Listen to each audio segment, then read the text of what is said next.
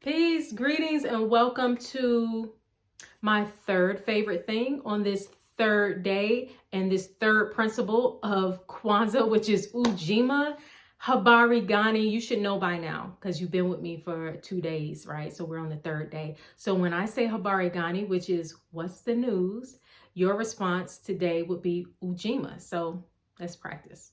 Habari Gani. All right. You can work on that a little bit. I feel like some of y'all didn't really, you got to like say Ujima like with, y'all, this is what happens. This is what happens when you got to do virtual Kwanzaa. I'm going to talk about that a little bit more in just a second about virtual Kwanzaa. But before I do, I want to share what Ujima means. So the official Kwanzaa website defines Ujima. Well, the Ujima, the word itself means collective work and responsibility. But it's further defined as to build and maintain our community together and make our brothers and sisters' problems our problems and to solve them together, right? So that is an expanded definition of the third principle of Kwanzaa, which is Ujima, collective work and responsibility. When I think about collective work and responsibility, it makes me think about what I was just about to talk about, virtual Kwanzaa. So I am a member of the Greensboro Kwanzaa Collective in Greensboro, North Carolina. It's an amazing group, if I must say so myself, right? But it's an amazing group of 5 women, along with so many people in the community who love and support us to do the work that we have done in the community since 2010. So the Greensboro Kwanzaa Collective was started our first Kwanzaa was in the year 2010. And at that time, there were 3 members, Mama Dawn, Mama Jay, and Mama Jamila Niera, and Mama Nia.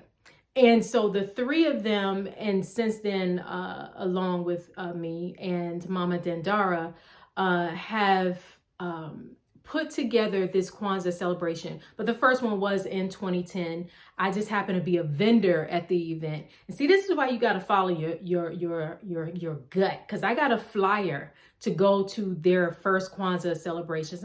I said, okay, well, I'll go and I'll be a vendor.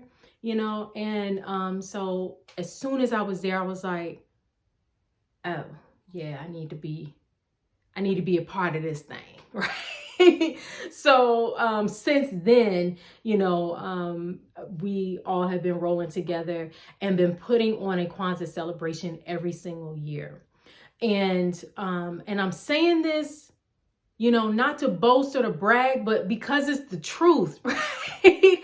In Greensboro, we have had so many Kwanzaa organizations or people who have organized Kwanzaa celebrations. And every so often, it's like one will pass the torch to the next, or, there'll be some years where there's not really a celebration going on too much. And then another group will kind of pick up where the others have left off and carry that thing forward, which to me is so beautiful, because it's like, Kwanzaa does not belong to one organization or one group or one church that's putting it on the celebration, or one organization. It is really something, really it's a family celebration. But whenever it becomes community, right, whenever it's like community events put together to put on that celebration, nobody owns it, right? It's like, it's an honor to be able to kind of put your own stamp on that and say, okay, I'm going to, or we are going to make sure our community has a Kwanzaa celebration. And so, I'm so thankful to the other Kwanzaa celebrations that I've been to. There's so many all around the country, but I've been to several within the state of North Carolina, in Raleigh-Durham, Charlotte, Winston-Salem. But I'm so honored to be a part of the Greensboro Kwanzaa Collective, because at the time, Kwanzaa in the city of Greensboro, it was being celebrated, but it was not as a full community. There was kind of, that we were at a point where, there was nowhere for a central place for everybody to go. There had been, but not consistently at that time. So when the stars aligned to bring this celebration back to Greensboro in a powerful way, and to include so many wonderful people in the community who came before the Greensboro Kwanzaa Collective, who helped us to organize it, right? Who said, well, we used to do this in the 80s, so let me help you to do this. We used to do this in the 90s, so let us help y'all to do this, And a lot of times, let me just say this too. I'm just being real. I'm talking off the dome, right? Because when you do things for a community, it is so easy to get burned out, right? So it is so easy to say, I want to bring this thing to the community because the community deserves it, because they need it, right? But a lot of times it is so easy to get burnt out in the process. So when our predecessors, and when I say our predecessors, I'm not even just speaking in terms of Kwanzaa in general. I'm talking about when you talk about civil rights movements or Black Power movements, or, organizing in any kind of way. There's this point where those who have really hit the ground running are wanting someone to pass the torch to, or wanting to share their knowledge with the next generation, who can help carry that fire going forward, right? So we were so blessed, and are so blessed, to have a lot of people in our community who came before us, who helped the Greensboro Kwanzaa Collective to do what we do, right? So for the past, since 2010, so 10, 11 years, I'm trying to do the math, but we have been fortunate to put on a Kwanzaa celebration. And that is, when I tell you that that's collective work and responsibility, okay, when I tell you that takes learning how to work with your brothers and sisters, and have real conversations, and also to not be afraid to add your ideas to the pot, and to not be afraid to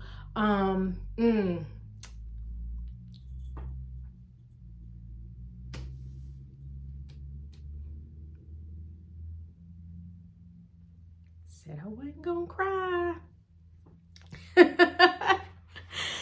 When I see some of our elders who would come to Kwanzaa, our celebrations, and just love what we were doing so much that they would sweep the floors to clean up, help us clean up after our celebrations.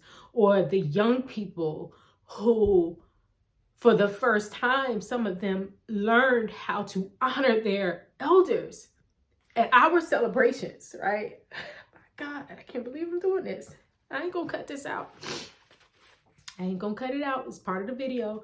But to watch some of the young people who, all year would look forward to our celebrations, and they learn how to, honor their ancestors and to honor the elders. We had this saying, when we would serve food at the end of our events, we would serve dinner, like not no cheese and crackers, a full buffet for 7 days for our community. And the young people learned that, we had this thing where it was the elders eat first. So don't be trying to front them in the buffet line. The elders eat first.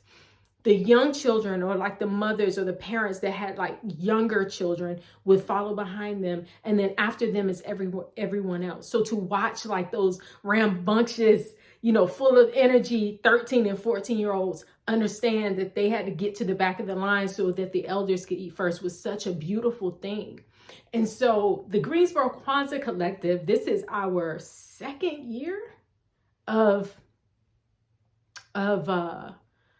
virtual Kwanzaa celebrations, and we all know why. I ain't even gonna say it. But this is our second year of doing it virtually. And last year we were not sure how it was going to turn out, but it was so beautiful online. And so I invite you to join us for our second year of virtual celebrations. I will put the link down below. You can go to our Facebook page, which is it GSO Kwanzaa Collective? I should know this. Just go on Facebook and look up the Greensboro Kwanzaa Collective and you'll find our virtual celebration. We are still doing full 7 days. The first day, you'll see all 5 members of the Greensboro Kwanzaa Collective. And also on the last day, you'll see all 5 of us. And on the days in between, each one of us is taking on the hosting responsibilities. So I would love for you to join us on there. And I just realized I didn't even mention that in the first 2 videos, Umoja and Kuji Shagalia. So oops. So I hope that maybe I'll put it, hopefully I'll remember to put it in the comment section or the description box for those videos. But Kwanzaa is the time when we get to celebrate ourselves. Every year we have what is called the Nguzo Saba Championship Award, and Nguzo Saba really means 7 principles. So it means, all 7 principles of the Kwanzaa celebration. And so the Nguzo Saba Championship Award is when we give an award to someone in the community who has been an asset to the community. So I challenge you, your assignment today is to find someone in your community that you want to honor, that you feel has not been recognized, that you feel has done so much for your family or for you or for the community at large, that you just want to honor. Pick up the phone, call them, tell them how much they mean to you, get a card, a greeting card, and send it to them. Let people know how you feel, how they have impacted your life. Celebrate them, celebrate how they have practiced Ujima, which is collective work and responsibility, and have made their brothers and sisters' problems their own to help solve problems within the community, or help solve, problems even within the household. There are so many unsung heroes in our communities. There's so many people who do so much work just out of the goodness of their heart. They take the pennies out of their wallet to make sure that people are eating. They teach the young people, they help the elders. It's so many people who do so much who do not get recognized. And so if you know someone like that, that means it's your job to recognize them, to honor them, to celebrate them, to show them love. So that is your assignment today. Yes. So happy Ujima. This is probably the longest video of this whole Kwanzaa series that I'm doing this year, my 7 favorite things of Kwanzaa, and I'm probably not going to cry on the rest of them. So this was the Kwanzaa cry. Yeah, this was the Kwanzaa cry. So anyway, until we speak again, I'm wishing you so much peace and love. I'll see you tomorrow on Ujima. All right, peace. One of my favorite parts of Kwanzaa is when the new families come and they discover something. You see a light that comes like, wow, I didn't know this was happening. I love this. Yeah. That new energy and vivaciousness that comes from just being a part of this community and knowing that there are people who kind of have a like mind or have some of the same ideas and they want to do positive things. Mm-hmm. And all of those people coming together in one spot. Yes. Is very motivating. Yeah. My favorite part, woo! I really like I love the drums. I love the drums. The drums are such an integral part. It just always, the drums become synonymous with my heartbeat, and I just feel it, pulsate throughout my entire body. It just makes me feel so close to Mother Africa. So for me, I think that's definitely it. It's the coming together of the drums every day, the dancing, the freedom. It's like we have